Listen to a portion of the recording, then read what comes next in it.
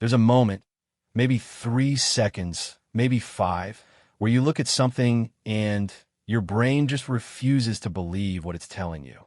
That moment happened to me on a cold Tuesday morning outside the Horse Guards parade, and I've been trying to describe it to people ever since. Most of them smile politely and say, "Oh, that's interesting." They don't understand. They weren't there. They didn't see what I saw. So let me just tell you the whole thing. From the beginning, I wasn't supposed to be in London that week at all. My original plan, the plan I'd spent 4 months building in a spreadsheet with color-coded tabs and everything, had me flying in Edinburgh, spending 3 days there, then catching a train south. London was supposed to be the last stop. A 2-night thing. Buckingham Palace tick, Tower of London tick, overpriced fish, and chips somewhere near the Thames, then home. But my connecting flight got canceled out of Doha. 14-hour delay. So they rerouted me straight into Heathrow, and suddenly I was arriving in London 5 days earlier than planned with a half-charge phone, a bag that hadn't been designed for a British October, and absolutely no idea what to do with myself. The hotel I'd booked for later in the trip couldn't take me early. The backup I found online was in a part of Paddington that I won't describe in detail, but I will say that the window in my room looked directly into another window about 4 feet away, and the curtain rod was held up by what appeared to be electrical tape and hope. So by 8 in the morning on day 2, I was out, just walking. No plan, no itinerary. The city was gray and quiet in that particular way that cities are quiet when they're not actually quiet. There were buses, there were delivery vans, there were pigeons doing whatever pigeons do, but the tourist layer hadn't switched on yet. It felt like seeing the stage before the play starts. I walked down from Paddington through Hyde Park. The trees were doing that thing in autumn where they look like they're on fire, all amber and rust and deep gold. And the light was coming in at a low angle because it was still early and the sun wasn't fully committed to the day yet. There were joggers. A man walking a dog, so large it seemed impractical. A woman sitting on a bench reading a physical newspaper, which felt almost theatrical. I didn't have a destination. I just kept walking south and east, following the paths, and eventually I came out near Buckingham Palace and kept going past the Victoria Memorial with the gold angel on top. And then I turned right almost by accident and found myself heading toward Whitehall. That's when I first saw the crowd. It wasn't enormous. Maybe 40, 50 people gathered along the railing that lines the entrance to the Horse Guards. If you haven't been there, it's different from the Buckingham Palace forecourt. Less grand in one way, but somehow more intimate. The building itself is old and pale, almost honey-colored in certain light, with an archway running through the center of it. And on either side of that archway, there are sentry boxes. And in those sentry boxes on certain days, there are mounted cavalry soldiers. King's lifeguards. But that morning there were no horses. Just one soldier, on foot, standing in the box to the left of the arch. He was in the full ceremonial kit. The dark tunic, the white gloves, the tall black boots that you could probably see your own face in if you got close enough. The helmet with the white plume. The whole thing. Standing completely still in the mouth of that wooden sentry box. Rifle held in front of him. Chin level, eyes forward. And the tourists were taking photos. That's what the crowd was doing. They gathered in a loose semicircle about 10 feet back from where he stood, and they were photographing him. Phones held up. A few proper cameras with lenses that cost more than my flight.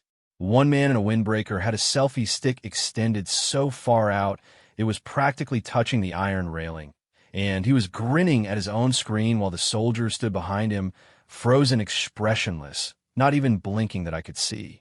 I stood at the edge of the group and watched. Not the soldier. I watched the tourists. Because there's something fascinating about a group of people trying to get a photograph of something that won't react to them.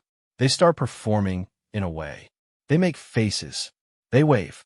One woman, early 40s, green coat, sensible shoes, kept moving slightly to her left, trying to find the angle where the light hit his helmet just right. A teenage boy was doing something near the railing that I initially thought was stretching, but I slowly realized was him testing how close he could get before someone stopped him. Nobody was being malicious. That's the thing I want to say clearly. These were ordinary people doing what ordinary people do when they encounter something extraordinary. They try to make themselves part of it. They wanted to be in the frame. They wanted to bring something home. But the soldier just stood there, still as carved wood, still as a painted photograph of himself. I found a low concrete barrier near the edge of the pavement and sat on it. I didn't have anywhere to be. The morning was cold, but not brutally so, and I bought a takeaway coffee from a place near the park that was still warm enough to hold between both hands. So I just sat there, watching. That's when I noticed it. The group directly in front of the sentry box had shifted composition a little. The man with the selfie stick had moved off. A new cluster had taken his place. A tour group, I thought, because they all had matching lanyards. About 12 or 14 of them, mixed ages, and a guide somewhere near the back who was talking in a low voice and gesturing at the building. One of them, a man near the front, was standing very close to the railing. He was tall, taller than most of the group, and he was leaning forward slightly, both hands gripping the top of the railing, studying the soldier with an intensity that was different from everyone else's. Not hostile, not mocking. He was just looking, the way you look at a painting in a gallery when you're trying to understand the technique. And the soldier was looking back, not at him specifically. The soldier's gaze was fixed at some middle distance, the way they're trained to hold it. But because of the angle, because the tall man was directly in that line of sight, it almost looked like eye contact. Almost. I remember thinking, there's a story happening right now, and I'm the only one watching it. The morning got busier as the sun climbed. By 9:30, the crowd had doubled. A school group arrived, British kids, maybe 11 or 12 years old, uniformed and chaotic in the way that school groups always are, with teachers at the edges doing that combination of herding and barely concealed exhaustion. The kids were louder than the tourists. They pushed the front. Some of them made faces at the soldier, not meanly, but the way kids do, testing the edges of the world to see what gives. He didn't give. I'd finished my coffee by then and was considering leaving. My back was starting to protest the concrete barrier. I had a vague idea of finding breakfast somewhere, maybe a proper English one, the kind with beans and toast and a small pot of terrible tea that I've been looking forward to since before the trip. Then something shifted. At first, I thought it was the light. The cloud cover had been moving all morning, that restless British sky that can't seem to decide what it wants to do. And for a moment, a thin bar of sunlight broke through and hit the front of the building, and everything got a little brighter and a little sharper. But it wasn't the light. It was the soldier. He moved, just slightly, just a fraction. His right shoulder dipped the smallest possible amount, barely more than a breath, and his head turned maybe 2 or 3 degrees to the left. It was so minimal that most people wouldn't have caught it. But because I've been sitting there watching him for nearly 40 minutes, because I'd memorized the exact geometry of how he stood, I saw it immediately. And apparently so did the tour group with the lanyards. Because the tall man at the front made a sound. Not a word, just a sound, something between a laugh and a gasp. And then one of the women beside him started to clap.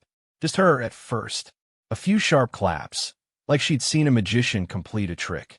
Then 2 more people joined in. Then 4. Then the whole front section of the crowd was applauding this small, spontaneous burst of it, like something had been resolved. And I remember thinking, oh, that's interesting, because they were clapping as if the movement had been intentional, as if he'd been performing stillness and had finally taken a bow. But then I watched his face, and that's when the whole morning changed. The applause had barely lasted 5 seconds before he froze. Not the normal ceremonial stillness. Something different. Something tighter. His jaw set. The line of his shoulders changed, almost imperceptibly, but it changed. The rifle in his hands, which had been perfectly vertical, made the most minute adjustment, maybe a centimeter, back to where it had been a moment before. He was correcting himself. That's what I was seeing. He had moved, whether from fatigue or a physical reflex or something else entirely, I didn't know. And the movement had broken something, and now he was trying to put it back together. Trying to return to the exact position that he'd held for God knows how long before I'd arrived. And the crowd was clapping at him for it. They thought it was part of the performance. They didn't know, couldn't know, that what they were actually witnessing was a man in a state of pure, controlled, private distress. I stood up from the barrier. I'm not sure why. I just did. The applause faded. The crowd settled back into their phone and camera routine. The school kids drifted toward the arch, interested in something else now. The tour guide with the lanyard group was moving his people along. But I stayed, because the soldier was still correcting, still adjusting, in these tiny invisible increments, back toward whatever perfect stillness he'd been holding before that small slip. And I could see it, not because it was visible to anyone else, but because I'd been watching him long enough to know the baseline. He wasn't at peace yet. He was still working. There's something about watching a person try to recover from a mistake that nobody else noticed. I don't know how to explain why it affected me the way it did. I've seen people mess up in front of crowds before. Singers losing a lyric, speakers losing their train of thought, athletes missing a shot in front of thousands. There's a particular kind of exposure in those moments that's hard to watch. You feel it in your own chest a little, that secondhand embarrassment. But this was different. Nobody in that crowd knew he'd made a mistake. They thought they'd been rewarded. They'd been watching a still thing, and it had briefly become a moving thing, and they'd responded with warmth, clapping, smiling, nudging each other, taking another photo.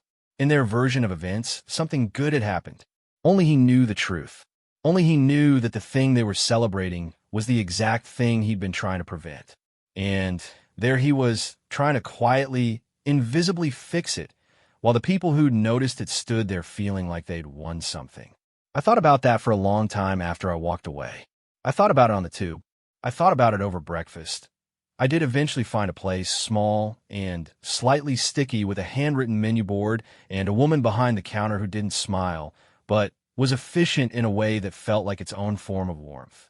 I ate my beans and my toast and my terrible tea, and I thought about a man standing in a wooden box try to put himself back together while people clapped. And I thought, I have to go back. Not that day, but the next morning, because something was going to happen. I didn't know what. I didn't have a reason to believe it. It was just a feeling. But it was a strong feeling that I went back the next morning. Earlier this time, I was there by 7:45, before the tour groups, before the school kids, before most of the casual foot traffic. The city at that hour has a different quality. The roads are awake, but the pavements are still in the process of becoming themselves. A street sweeper moved along the far side of Whitehall, its brushes turning in slow orange circles. The Horse Guards building was lit from underneath by the ground lamps that stayed on through the night, and the stonework looked almost warm, almost amber, which felt wrong for a morning that cold. The temperature had dropped overnight. My breath made small clouds in front of my face. I was wearing everything I brought: thermals under my jeans, a jumper under my jacket, a scarf I'd bought the previous afternoon from a pharmacy near the hotel, because I hadn't packed one, and my neck had become a problem. I found the same low barrier I'd sat on the day before. Same spot. This time I'd brought proper coffee from the hotel room, a paper cup with a lid that had been leaking slightly on the walk over, and left a faint brown ring on my jacket cuff. A different soldier was on duty.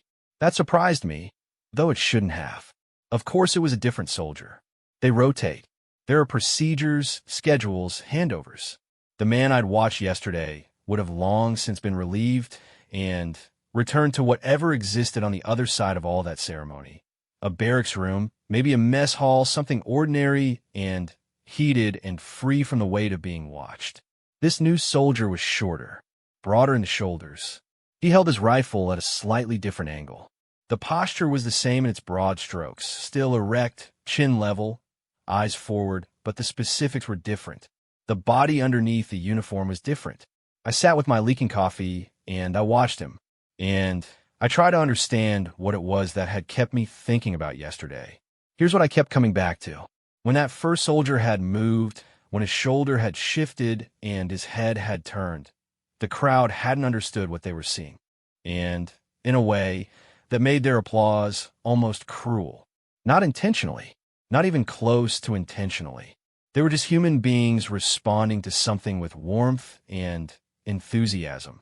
But the warmth landed in exactly the wrong place. He hadn't earned it. That's what I think was in his face in that moment. He hadn't earned the applause. He'd slipped, and the slip was what they were celebrating. I'm not a soldier. I've never been in the military. I don't have some deep personal connection to ceremony or tradition that would give me particular insight into what it means to stand that post. But I've had jobs where the standard required absolute consistency, where one deviation from the baseline meant starting over, meant you'd failed the measure. And I know the feeling of being in that position, of having something go slightly wrong and knowing that nobody around you sees it, and the weight of that knowledge, the private, awful weight of it. He'd had to hold that weight while people clapped at him. I wonder how that felt on the inside. I wondered if there was a version of that moment where the applause helped, where some part of him absorbed it and used it to re-anchor, or whether it had made things worse, because it was proof that the very thing he'd been trying to hide was exactly the thing that got noticed, misread, rewarded. The new soldier on duty that morning hadn't moved at all. He stood like he'd been poured into that position and left to set. I watched him for a while, then looked away, then looked back. There was something almost meditative about it, once you got past the strangeness. The repetition of looking, the registering of total stillness, the looking away. It was like standing at the shore and watching waves, not the dramatic ones, but the small flat ones that barely register, the ones that just move the line of wet sand an inch and then pull back. By 8:30, the first tourist had arrived. This group was different from the day before. Yesterday's crowd had been scattered, self-organized, people who'd wandered here on their own schedules. Today there was a tour bus. I heard it before I saw it. The engine, the hiss of brakes, the slide of doors. It parked somewhere behind me on Whitehall and decanted about 30 people onto the pavement. They were loud, not unpleasantly, just the loudness of a group that had been sitting on a coach together and was releasing all that pin-up coach energy onto a cold pavement. Some of them were older, retired age, with proper waterproof jackets and walking shoes that meant business. Others were younger, couples mostly, with one or two solo travelers who immediately pulled out phones and started photographing the building before they'd even fully oriented themselves. Their guide was a woman, mid-50s, red hair, going silver at the temples, wearing a long coat that looked like it had survived many London winters. She held a small flag on a stick above her head, not frantically, just steadily, the way someone holds an umbrella when it's barely raining. A signal, not an emergency. She brought them to the railing. She began to talk. I could hear fragments of it from where I was sitting, something about the history of the building, something about the household cavalry, something about the changing of the guard procedure, and when it happened, and why. Her voice was practiced, but not robotic. She'd said all of this before, obviously, many times, but she still put a little upward lilt on certain words, still let genuine interest color certain sentences. The group listened. Some of them photographed while she talked. A few at the back were having their own quiet conversation. I could see them murmuring to each other, not paying full attention.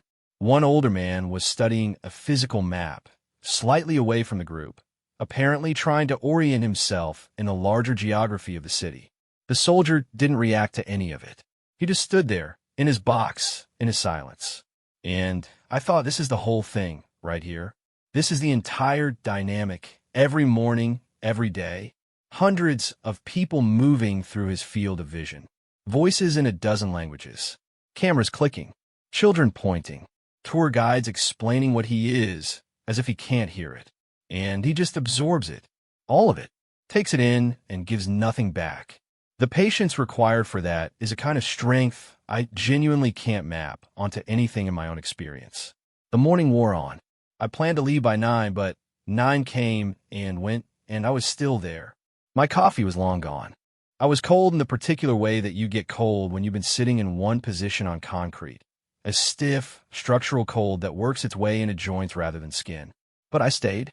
The tour group cycled through their photos, their questions, their collective experience of the soldier, and then moved off.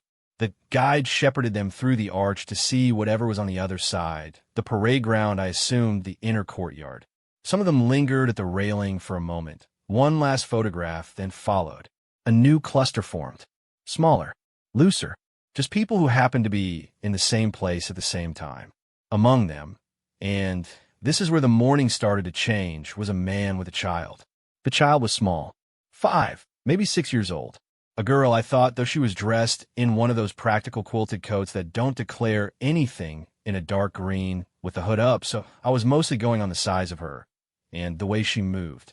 She was holding the man's hand, her father, I assumed, and she was looking at the soldier with an expression of total, absolute fascination. Not the complicated fascination of an adult. Not the ironic curiosity. Pure, uncomplicated, enormous fascination, the kind that children have before they learn to perform interest at the right social volume. She was just staring. Both hands had found the lowest railing bar, and she was gripping it, and her whole small face was turned toward the sentry box with the intensity of someone trying to memorize a thing. Her father said something to her, quietly. She didn't respond, didn't move, just kept looking. He crouched down beside her, said something else. She replied without turning her head, and whatever she said made him smile. He took out his phone and moved around slightly so he could get both her and the soldier in the frame. I watched this without meaning to become invested in it. But I did become invested in it, because there was something in how the girl was looking at the soldier that was different from everyone else that morning. She wasn't trying to take something. She wasn't performing for a photograph. She was just witnessing, fully, completely, without agenda. And the soldier who had not moved, had not shifted, had given absolutely nothing to anyone all morning, was standing directly in her line of sight. I found myself wondering if he could feel it. Her attention. The difference of it. I know that sounds fanciful, but I've been in situations where someone was looking at me from across a room, and I hadn't seen it, and I turned anyway. There's something about the quality of genuine attention that registers differently. Maybe that's just something I believe. Maybe I'm wrong about it. But I kept watching both of them, the girl and the soldier, and I kept feeling like something was building. By 10 o'clock, the crowd had thickened considerably. A second tour bus had arrived, or perhaps it was the same one returning from somewhere else. The guide with the silver streak hair was back, or it was someone similar. The pavement in front of the horse guards had gone from sparsely populated to genuinely busy, the way London pavements do when the morning fully opens up and delivers its population. The girl and her father were still there. They'd moved slightly. They were now off to one side, which I thought was because she'd wanted to see the soldier from a different angle. The father was patient. He wasn't hurrying her. He'd put his phone away, which I noticed because it was the first time I'd seen any parent near a tourist attraction put their phone away without immediately needing it again. They were just standing there together, looking. Then the girl did something that pulled a small laugh out of me that I had to quickly swallow. She waved. A real wave. Both arms, the way small children wave when they mean it, a full-body thing, reaching up from the shoulder, fingers spread. She waved at the soldier as if she'd recognized him, as if he were someone she'd been hoping to see. Her father caught my eye, and we shared a look, the wordless, barely there acknowledgement of strangers who've just witnessed the same small thing.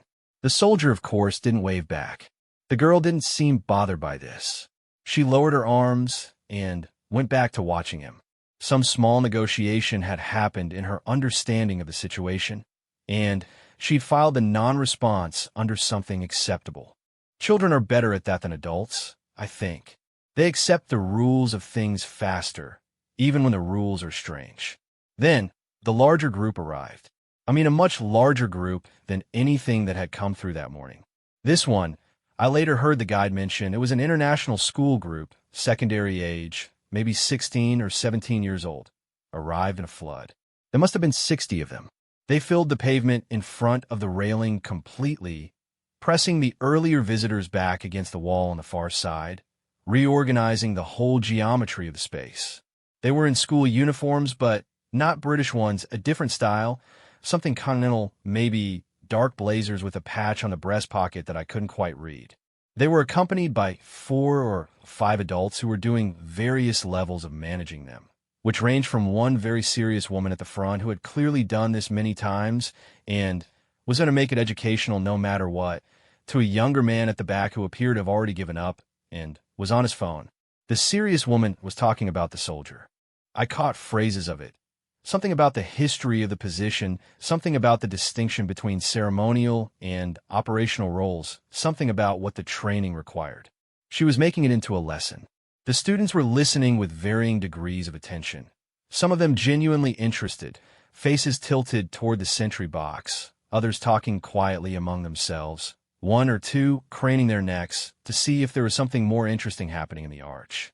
The girl and her father had been absorbed into the crowd. I lost sight of them for a while. The soldier stood, still, quiet, in his box. The crowd buzzed around him like weather. And then one of the students, a tall one near the front, the kind of 16-year-old who has already grown into something close to adult size, but hasn't quite grown into the confidence to match it, leaned too far forward over the railing and lost his balance slightly. Not badly. He caught himself immediately. But in catching himself, he made a sound, a short, sharp exclamation, and grabbed the shoulder of the person next to him, which made that person grab the person next to them. And suddenly there was this small chain reaction of laughter moving through the front row of students. Nervous laughter, the kind that comes when something almost happened. And because the laughter came from right in front of the sentry box, everyone's attention snapped to the soldier. Was he still still? He was still still. But then, very, very slightly, his chin lifted, just by a fraction, just by the difference between two positions that were almost identical, but not quite. It happened in less than a second, and I almost missed it myself, and I was sitting 20 feet away specifically looking for it. His chin lifted and then held at the new height, and then so slowly it was almost imaginary began to return. He was correcting, again, and this time, unlike yesterday, I wasn't the only one who caught it, because the group of students, 60 of them, young, fast-eyed, the age at which you notice everything, collectively inhaled, and then they clapped. Not scattered, like yesterday. Not 4 or 5 people. All of them. 60 students and several adults. A wave of applause that filled the air in front of the horse guards and bounced off the stonework and startled a pair of pigeons off a ledge above the arch. The sound of it hit me in the sternum, and the soldier froze. Not the normal ceremonial freeze. The other kind.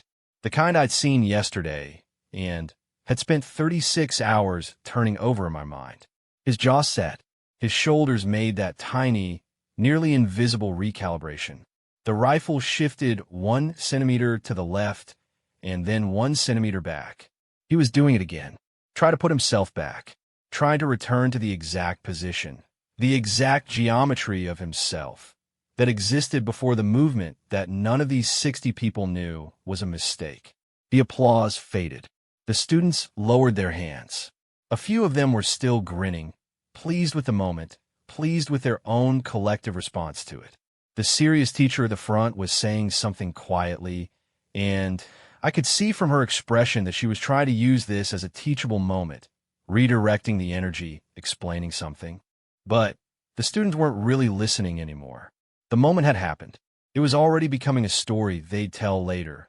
Remember when the guard moved and we all clapped? They didn't know what had actually happened. Only I did. And him.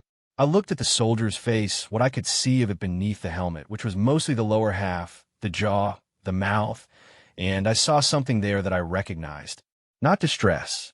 Deeper than distress. Determination. He was going to fix it. He was going to stand there, however long it took, however many people walked past, and he was going to return to the exact position he'd been holding before the slip. And he wasn't going to let it show. He wasn't going to let the effort of the correction be visible, because making the effort visible was itself a form of the mistake continuing. He had to disappear back into the stillness, as if he'd never left it. The girl and her father reappeared at the edge of my vision. She'd found a gap in the crowd and worked her way back to the front. She was looking at the soldier again, exactly as she had before. That same complete, uncomplicated attention. I watched him correcting. I watched her watching him. And I thought, she's the only person here who doesn't know what she's seeing and also somehow sees it most clearly. There's a kind of silence that only happens after a crowd. Not real silence. There's always sound, in London especially. Sound is basically the atmosphere. It's what the city breathes.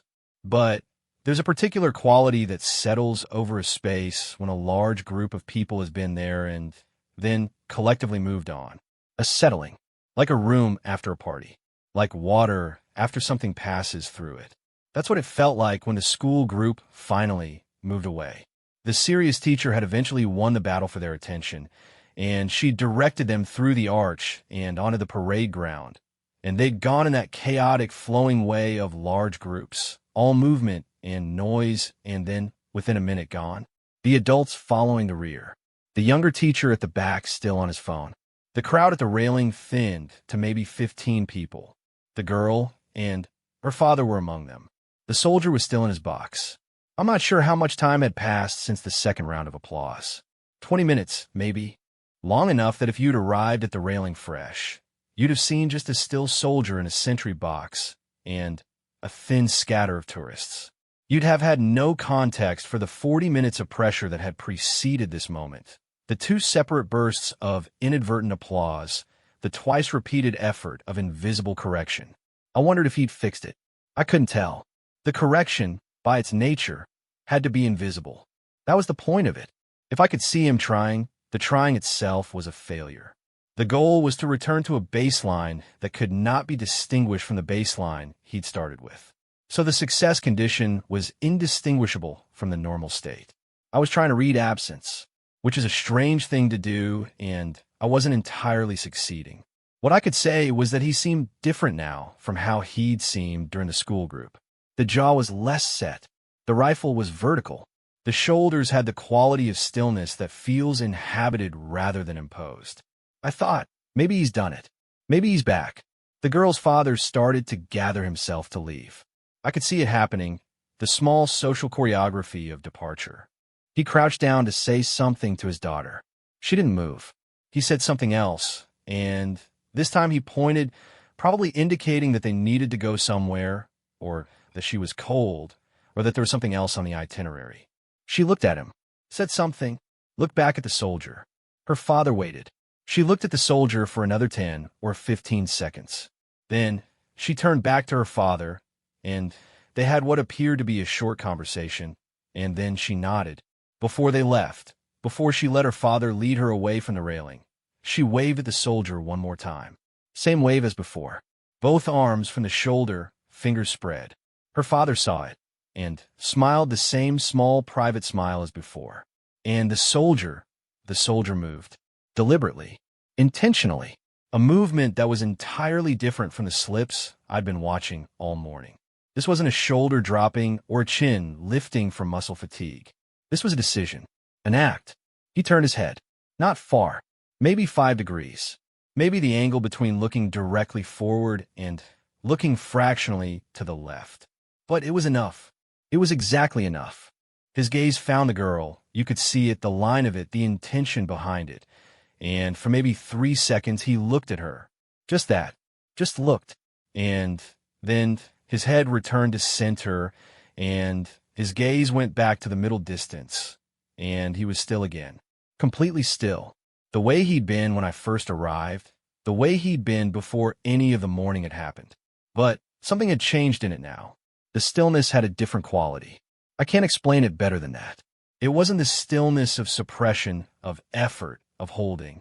It was something more settled, like a decision had been made, and the decision had resolved something.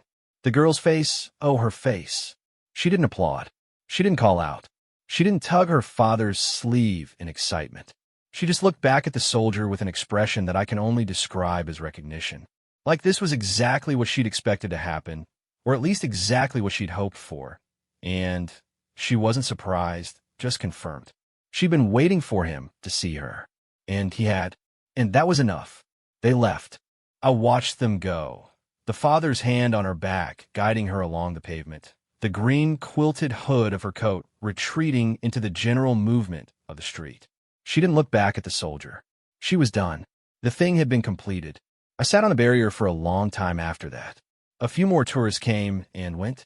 Someone tried the standard repertoire, standing close, making faces, extending a phone into the sentry box's personal space. The soldier ignored all of it with the practiced ease of someone who has metabolized this kind of thing completely. It doesn't even register anymore. It's just weather. I thought about the 2 mornings I'd spent here, the 2 slips I'd watched, the 2 rounds of applause that had landed on completely the wrong moment. And I thought about what it must be like to hold a position that requires not just physical stillness, but a particular kind of psychological contract with the world. A contract that says you will be watched and you will not acknowledge it. You will be tested and you will not react. You will be treated as furniture, as scenery, as a prop in someone else's photograph. And you will absorb all of that without returning anything. And then sometimes something comes through the crowd that breaks the terms of the contract just slightly. Not a breach. Something smaller than that. A 5-year-old girl waving with her whole body because she wanted to say hello and didn't understand why she shouldn't. And the contract has to accommodate that. Has to find a way. I talked to someone about it that evening. A woman I'd met in the hotel bar. She was there for a conference, something to do with sustainable architecture, and we'd ended up at adjacent stools and got talking the way people do in hotel bars when they're both slightly tired and slightly far from home. I told her what I'd watched over the 2 mornings. The slips, the applause, the correction, the girl, and the wave, and the 5 degrees of turn head. She listened carefully. She was the kind of person who listened carefully. She'd tilt her head and not say anything until you'd actually finished, which is rarer than it should be. When I finished, she said, the applause was the unkindest part. I asked her what she meant. She said, he couldn't tell them they got it wrong. He couldn't say, that wasn't a performance. That was a mistake. Stop clapping. He had to just absorb it and correct in silence. The kindness they thought they were showing him was exactly the thing making it harder. I turned that over for a while. But then the girl, she said. But then the girl, I agreed. We sat with that for a moment. She said, the girl didn't need anything from him. She just looked. That's why he could give her something back. I've thought about that sentence many times since. It seems right, though I couldn't have arrived at it on my own. There's something in it about the difference between being observed and being seen. The tourists observed him. They looked, they took, they filed him under experience. London, interesting photo obtained. The girl saw him. She looked without needing the look to produce something. And somehow he could feel the difference. Or if he couldn't feel it exactly, he could respond to it. Something in him responded. The architectural conference woman ordered another glass of wine, and we talked about other things after that. The city, our respective trips, whether the weather was as bad as everyone said. The normal hotel bar conversation that fills the edges of time when you're away from home and slightly at a loose end. But I kept returning to it internally, even as we talked about other things. I went back one more time, the 3rd morning, early again, even earlier, before 7. I don't know exactly why. Compulsion, maybe. The feeling that the story wasn't finished, even though I couldn't have told you what the ending was supposed to look like or how I'd recognize it when it came. The Horse Guards at 6:50 in the morning is a different place entirely. The tourists are gone. The school groups haven't materialized. The pavement is nearly empty. The lights are still on their overnight setting, the low amber ground level ones, and the building looks ancient and quiet and huge in a way that it doesn't during the day when the crowd softens its scale. A soldier was in the box. I couldn't see at first whether it was the same soldier from yesterday.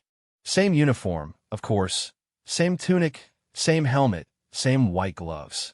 The posture was identical from this distance. But as I got closer and took my spot on the barrier, I thought it was him. I can't tell you why I believe this. Nothing objective confirmed it. The build was similar. Something about the way the rifle was angled felt familiar. These are extremely thin reasons to believe I was looking at the same person, and I acknowledge that even at the time. But I believe it anyway. He was standing in the box, still as always. The street was quiet. A van moved along Whitehall. Somewhere further off, a bus. Somewhere even further, a siren doing its distant, routine London thing. I sat on the coal barrier with my hands in my pockets.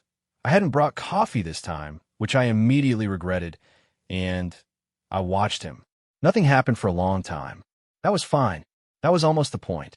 For maybe 15 minutes I sat there, and he stood there, and nothing happened. No tourists, no school children, no waves, no applause, no sleeps, no corrections. Just a soldier standing in a wooden box on a cold London morning, and a stranger sitting on a concrete barrier watching him. And I thought this is what it actually is. Not the photographs people take, not the YouTube videos, not the compilation clips with dramatic music. This, a person alone standing at a post because standing at the post means something. Not just as ceremony, not just as tradition, not just as tourist attraction, but as a commitment, a daily renewed commitment to a thing that most people around him treat as background. He does it whether anyone's watching. He does it at 6:50 in the morning when the street is empty and the tourists are still in their hotel rooms and nobody's phone is pointed at him. He stands there and holds the position and he fixes the slips and he finds a stillness again and he holds that too. And sometimes a child waves at him and he turns his head 5 degrees and then returns to center. And that's it. That's the whole thing. I left London 2 days later. The rest of the trip happened. Edinburgh came and went. The Highlands were everything everyone says they are. The fish and chips debate was conclusively settled in favor of a place near Oban that I would return to in a heartbeat. But what I kept coming back to on trains and in cafes and on the flight home was those 3 mornings of the Horse Guards. The thing about watching someone maintain discipline under pressure, real discipline, not performed discipline, the private internal kind, is that it does something to your own sense of what's possible. I don't mean that in a motivational poster way. I mean it more specifically than that. I mean that I came home, and for a while I was better at the things that required me to hold a position. Not literally. I'm not in a job that requires me to stand still. But the equivalent of it. The moments where you made a small mistake, and nobody's noticed, and you have 2 choices. You can either let it spiral, let the awareness of it throw off everything that comes after, or you can do what that soldier did. Find a correct position. Return to it. Quietly. Without announcement. And hold. That's the whole skill. That's the thing I watched for 3 mornings and had to travel to London by accident to see. You slip. You return. You hold. The crowd claps for the wrong thing. And you don't correct them because correcting them isn't your job. Your job is the position. Your job is to find it again. And sometimes, rarely, in between everything else, someone looks at you with no agenda, no expectation, nothing they need from the looking. Just their eyes, just their attention, clean and full. And you can turn your head 5 degrees, and you can see them back. And then you return to center, and you hold. I think about that girl sometimes. I wonder if she remembers it. Probably not in detail. She was too young. And time does what time does. Maybe she remembers something. A man in a tall hat. A cold morning. The way her father smiled. Maybe she remembers that she waved and something happened. That the statue breathed. The thing about stillness is that it only means something because movement is possible. He chose the still. Every second of every morning. He chose it. And then he chose it again. And when he lost it, he went and found it and chose it one more time. That's not obedience. That's not training. That's something closer to faith.